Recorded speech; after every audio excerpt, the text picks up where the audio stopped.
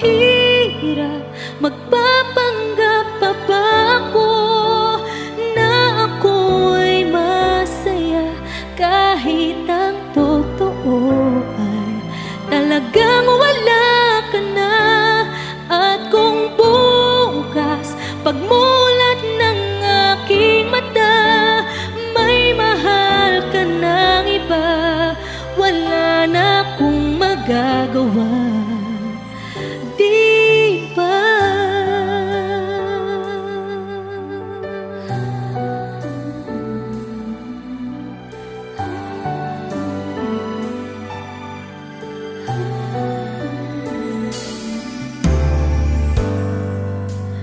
Paano ko sasabihin sa mga kaibigan ko kung ako rin ang sisisihin?